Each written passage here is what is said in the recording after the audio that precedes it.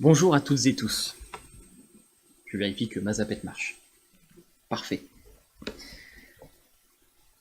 Connaissez-vous l'émission de télé? Merci Mathieu. Connaissez-vous l'émission de télé Patron Incognito? Alors, c'est pas récent comme émission, je regardais ça quand j'étais au lycée, je crois. C'est une émission de télé où le patron d'une grande entreprise va se déguiser en stagiaire, en pleine reconversion professionnelle, afin d'aller au contact de ses employés de terrain. Il va passer comme ça à différents postes et va souvent se révéler être un stagiaire peu compétent.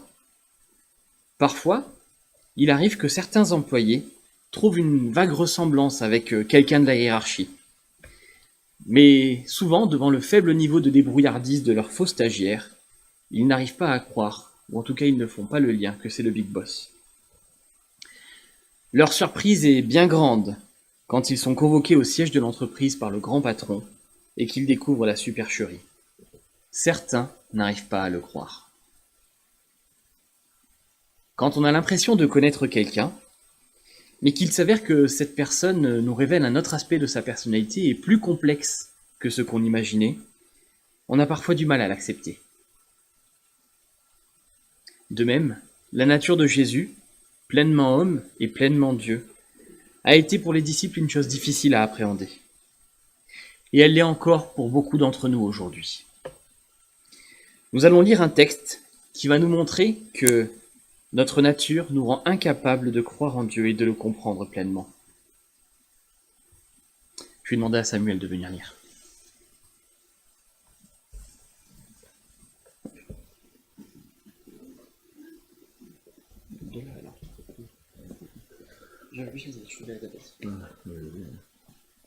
Bonjour.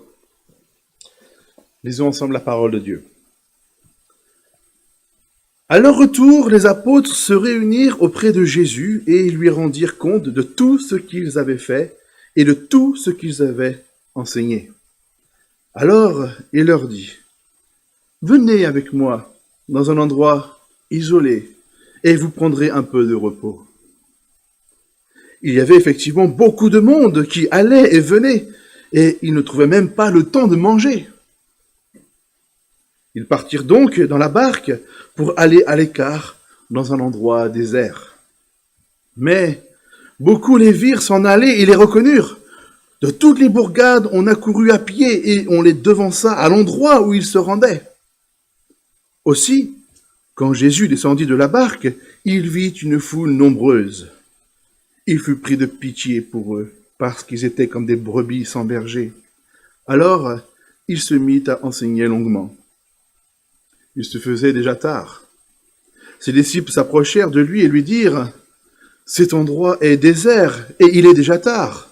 Renvoie donc ces gens pour qu'ils aillent dans les hameaux et les villages des environs acheter de quoi manger. » Mais Jésus leur répondit, « Donnez-leur vous-même à manger. » Ils lui demandèrent, « Faut-il que nous allions acheter pour 200 pièces d'argent de pain et que nous leur donnions à manger ?»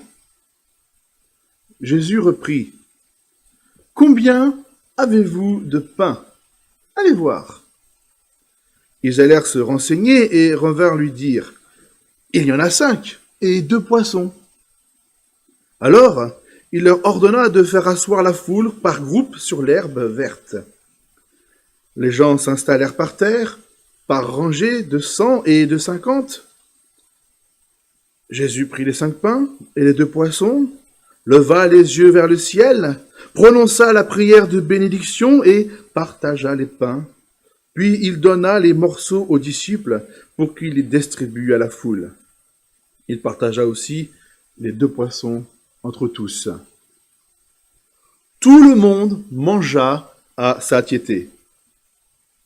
On ramassa les morceaux de pain qui restaient. Il y en eut 12 paniers pleins. Il restait aussi des poissons. Or, ceux qui avaient mangé ces pains étaient au nombre de 5000 hommes. Aussitôt après, Jésus pressa ses disciples de remonter dans la barque pour qu'ils le précédèrent de l'autre côté du lac, vers Bethsaïda, pendant que lui-même renverrait la foule. Après l'avoir congédié, il se rendit sur une colline pour prier. À la tombée de la nuit, la barque se trouvait au milieu du lac et Jésus était resté seul à terre. Il vit que ses disciples avaient beaucoup de mal à ramer, car le vent leur était contraire. Vers la fin de la nuit, il se dirigea vers eux en marchant sur les eaux du lac. Il voulait les dépasser. Mais quand ils le virent marcher ainsi sur l'eau, ils crurent que c'était un fantôme et se mirent à pousser des cris. En effet, tous l'avaient aperçu et étaient pris de panique. Aussitôt, il se mit à leur parler.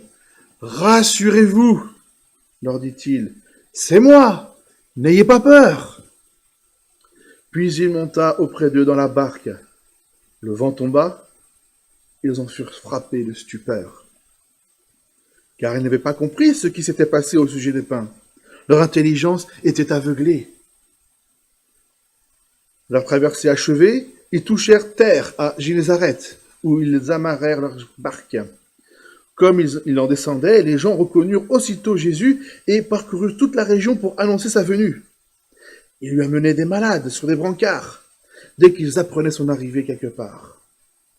Partout où ils se rendaient, dans les villages, les villes, les campagnes, ils apportaient les malades sur les places publiques et le suppliaient de leur permettre de toucher ne serait-ce que la frange de son vêtement.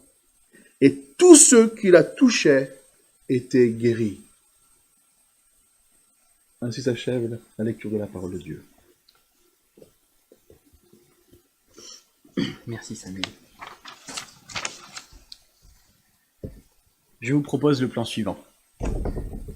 Dans une première partie, nous allons d'abord reposer un peu le contexte de ce passage, et ensuite nous verrons combien les disciples et nous-mêmes, nous avons la mémoire courte, avec dans un premier temps la première multiplication des pains, et enfin la marche de Jésus sur l'eau.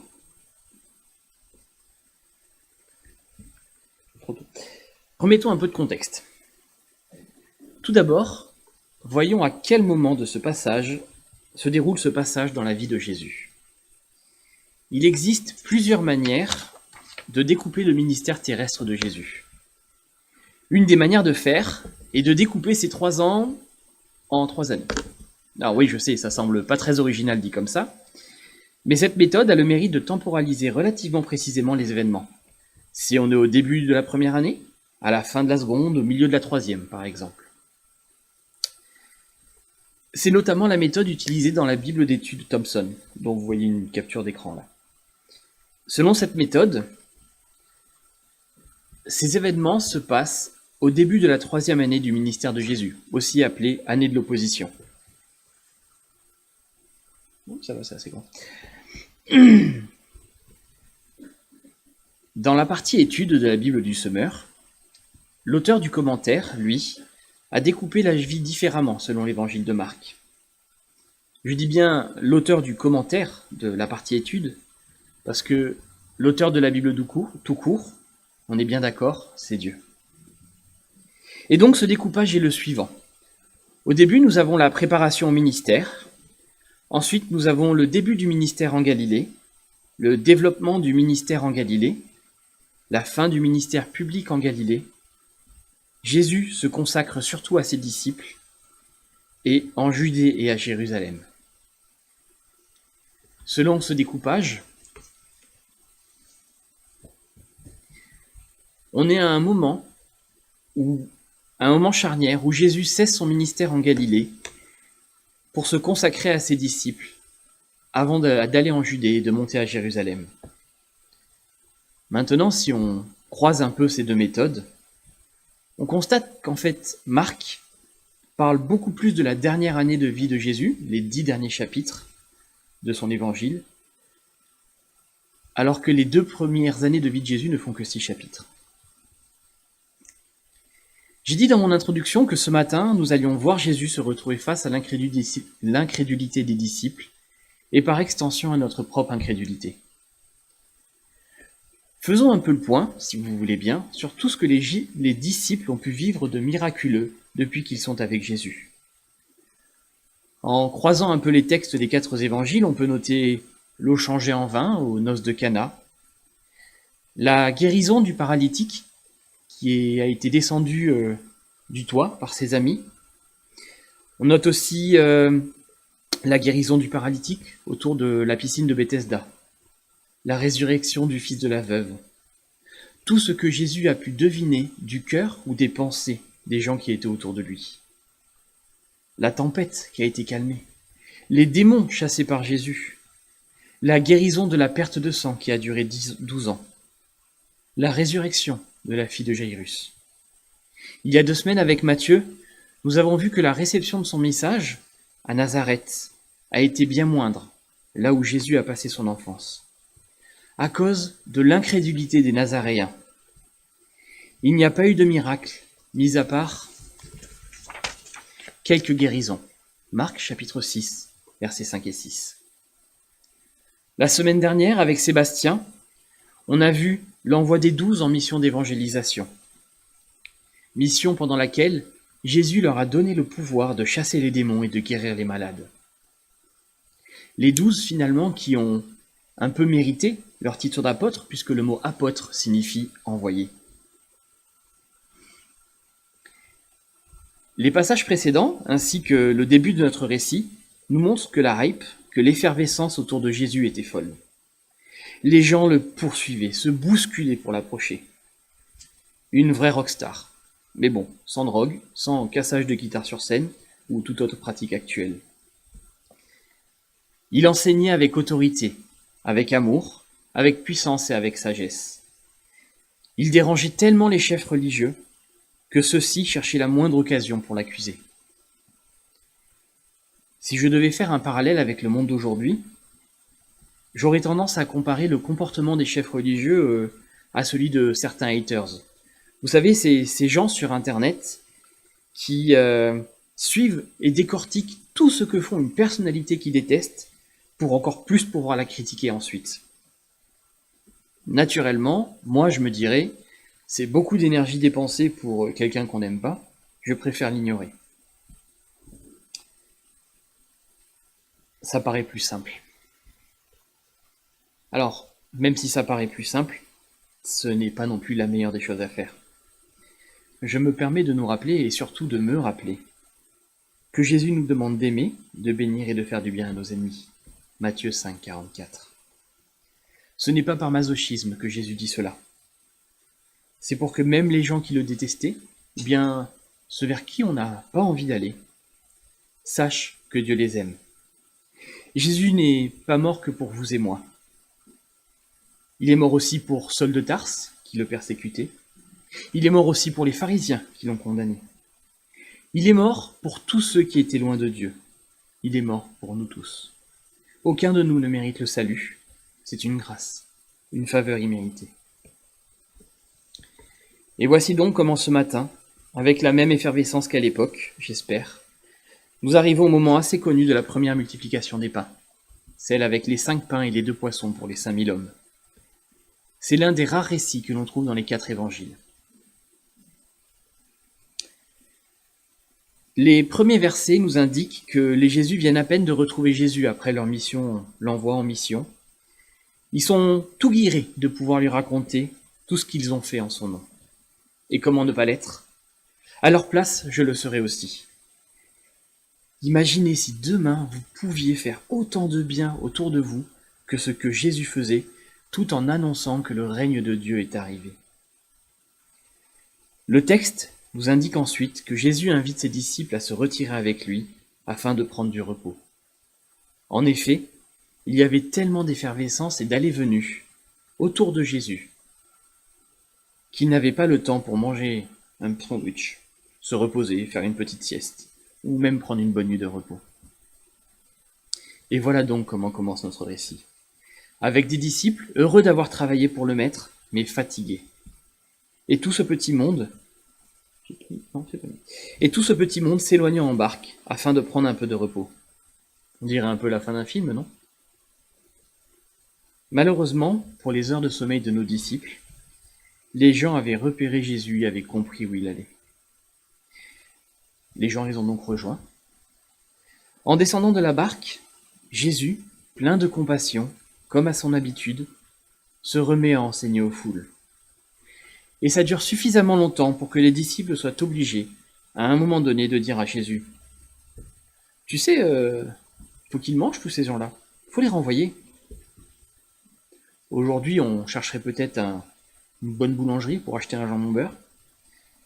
Mais bon, à l'époque, déjà, il n'y avait pas de jambon beurre, et puis même s'il y en avait eu, je crois que les Juifs n'en auraient pas mangé, vu que les Juifs ne mangent pas de porc.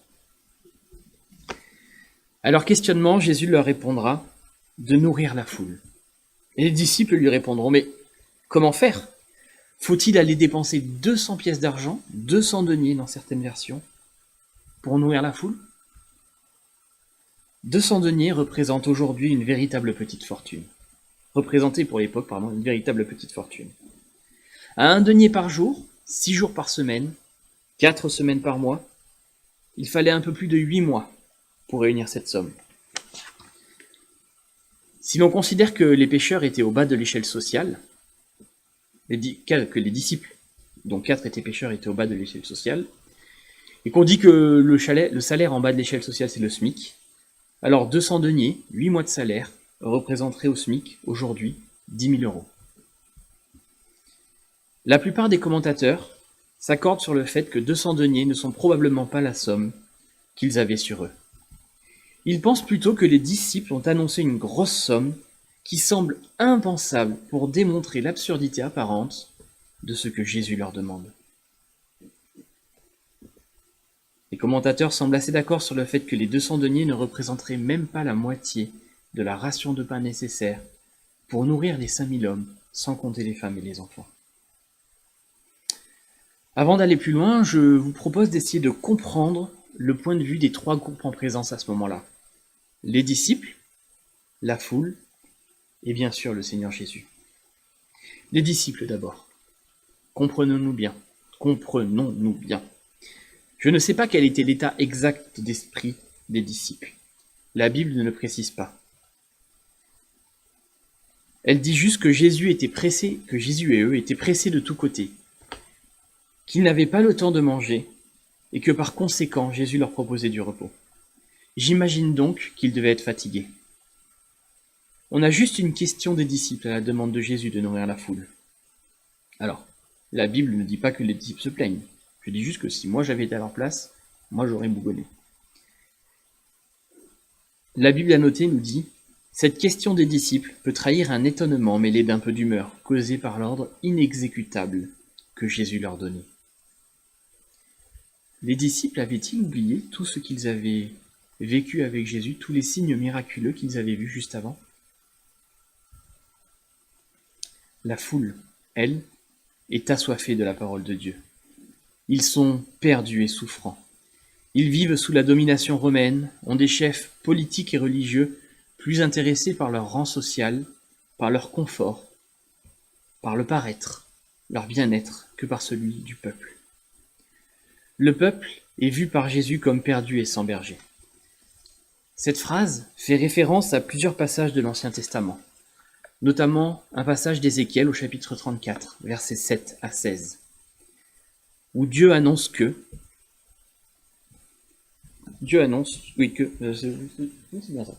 parce que tous les bergers spirituels d'Israël étaient infidèles, il allait lui-même être le berger de son peuple.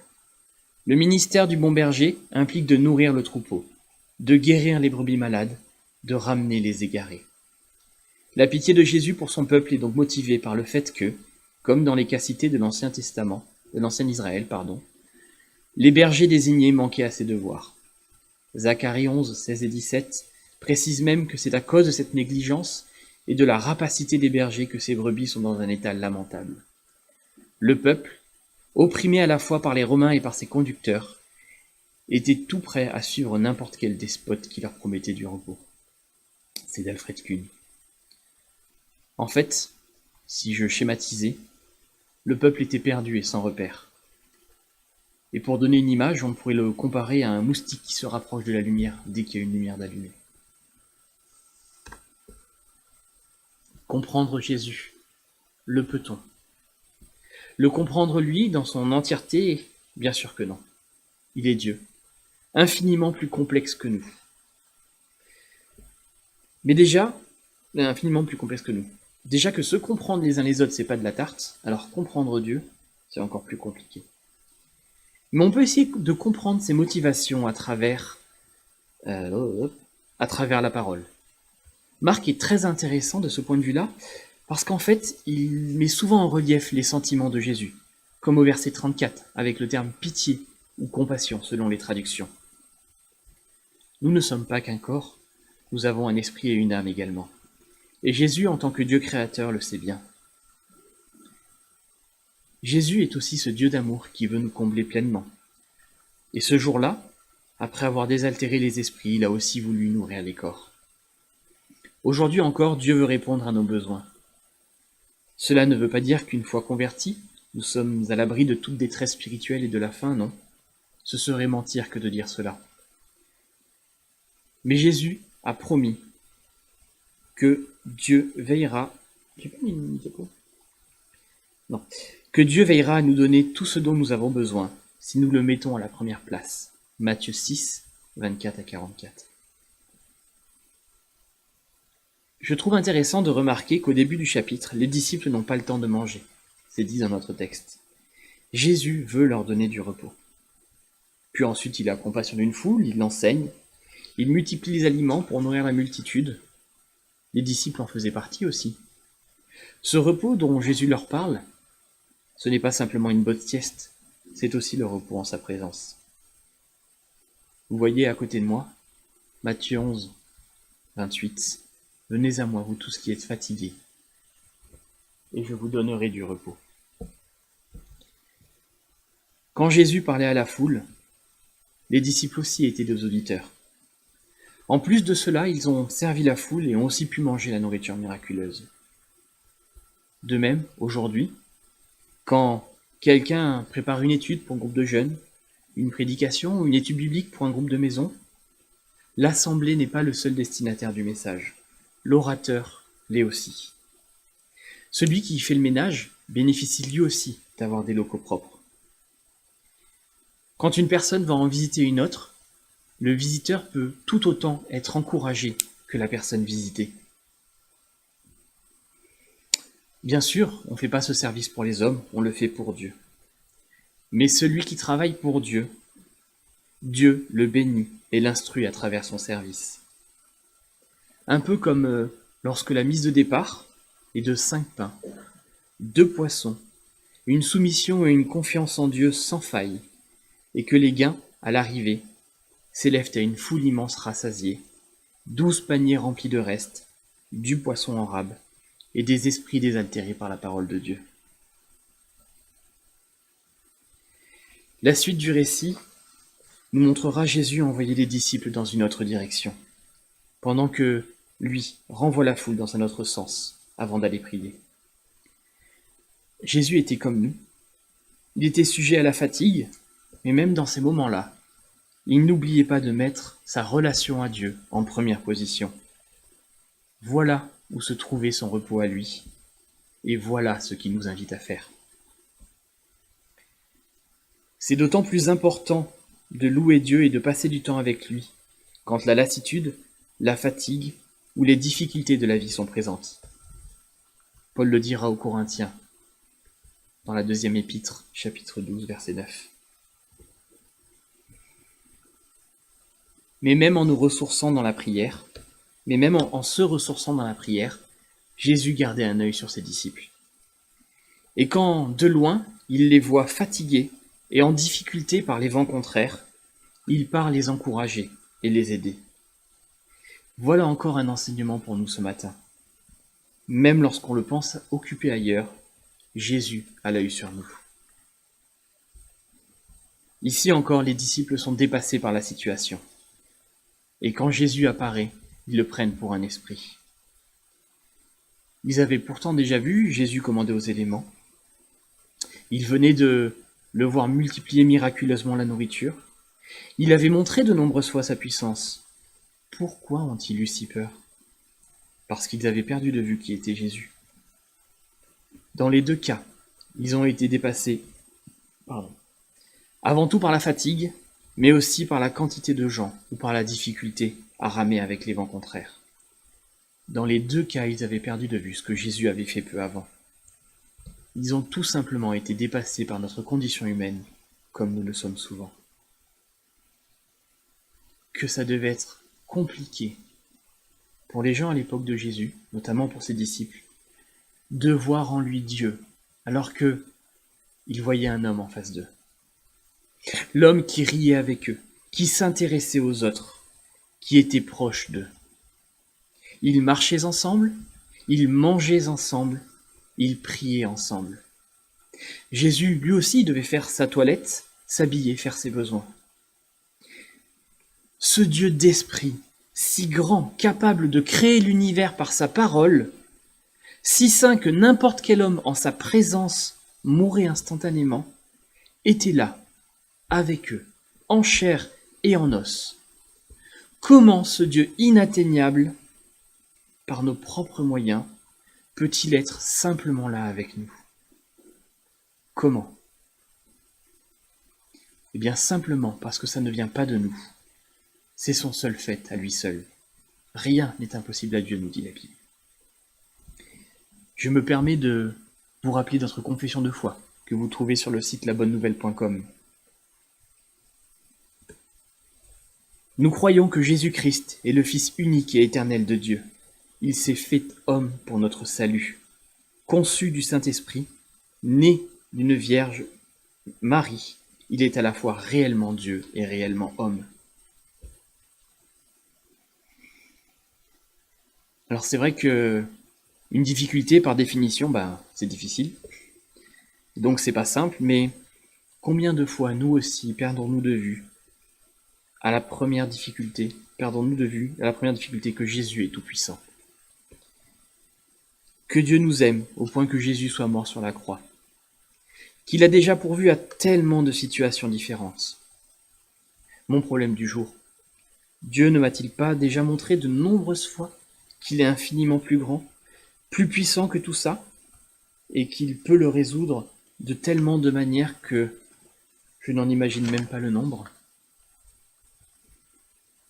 Peut-être qu'une manière de ne pas l'oublier serait de tenir une sorte de journal des réponses aux prières auxquelles Dieu a répondu, et de feuilleter ce journal de temps à autre. Ne blâmons pas trop rapidement les disciples. Si moi j'avais été à leur place, je n'aurais pas fait mieux. Peut-être même que si j'avais vécu au 1er siècle, je n'aurais pas été un disciple. J'aurais peut-être été une personne lambda. Peut-être même aurais-je été un pharisien qui faisait constamment des reproches à Jésus. Notre nature humaine nous rend incapables de croire pleinement en Dieu, que ce soit sa personne, sa puissance, sa justice, son amour, sa sainteté. Que l'on soit un juif, un athée, un disciple, un pharisien ou même un chrétien, Dieu est infiniment au-dessus de nous et de notre compréhension, et notre compréhension limitée ne peut combler la distance. Mais heureusement, si nous pouvons en savoir plus sur Dieu aujourd'hui, c'est parce qu'il a choisi de se révéler à travers la Bible. Sa parole, par l'action du Saint-Esprit. Ce Saint-Esprit qui est distribué à tous ceux qui l'acceptent sous forme de bonnes nouvelles, qui acceptent la bonne nouvelle de l'amour de Dieu à travers leur vie, de Dieu pour leur vie, à travers la vie et l'œuvre de Jésus-Christ. C'est-à-dire sa vie, sa mort à la croix pour nous réconcilier avec Dieu, mais également sa résurrection. Romains 8, 9. Vous, au contraire, vous n'êtes pas livrés à vous-même, mais vous dépendez de l'Esprit, puisque l'Esprit de Dieu habite en vous. Si quelqu'un n'a pas l'Esprit du Christ, il ne lui appartient pas.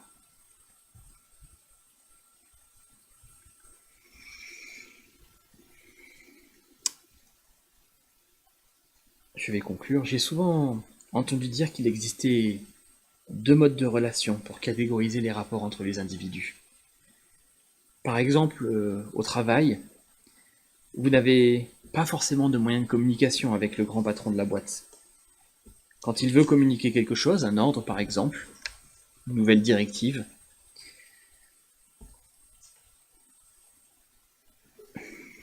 il envoie une note à l'étage hiérarchique en dessous qui fait passer, et ainsi de suite, jusqu'à arriver au bas de l'échelle. Ce type de communication est verticale, descendante. Elle permet à celui qui est en haut d'envoyer ce qu'il veut, mais à celui qui est en bas ne permet pas l'inverse. A contrario, entre collègues et amis, la relation est plus horizontale. Chacun d'eux est sur le même pied d'égalité. La communication se fait dans les deux sens. On peut s'encourager, on peut s'écouter, on peut se parler. Ce qui est fantastique avec Dieu, c'est qu'il explose totalement les schémas classiques. La relation est à la fois verticale, car Dieu est au-dessus de nous, au-dessus de toute chose, tout puissant. Il agit selon sa volonté, pour sa gloire, mais également horizontale, parce que Dieu est proche de nous. Et il veut que l'on chemine ensemble à travers la personne de Jésus, dans une relation à double sens. J'aimerais vraiment nous encourager ce matin à développer les deux aspects de cette relation. Pour le côté vertical, en lui remettant toute chose entre ses mains, afin qu'il dirige parfaitement. Pour le sens horizontal, en passant du temps à ses côtés, pour apprendre à le connaître et lui faire confiance. Prions.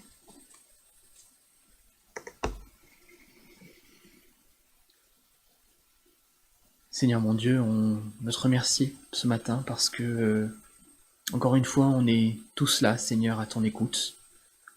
On est là, Seigneur, pour écouter ce que tu as à nous dire, mais aussi pour te dire combien on t'aime, Seigneur. On est là parce que tu nous as réunis. C'est toi qui es venu nous chercher, c'est toi qui nous as sauvés, et jamais on pourra assez te remercier. Seigneur, c'est difficile pour nous, pauvres pécheurs, de te comprendre pleinement, c'est même impossible. Mais tu nous as fait la grâce de nous envoyer ton esprit pour nous éclairer, et on veut te remercier pour ça, mon Père. Seigneur, aide-nous à passer toujours plus de temps avec toi. Aide-nous à prendre le temps d'essayer de te comprendre à travers ta parole. Aide-nous à te remettre nos inquiétudes, mais aussi nos joies, Seigneur, par la prière. Seigneur, merci d'être à nos côtés en permanence, Seigneur, de nous accompagner par tout temps. Amen.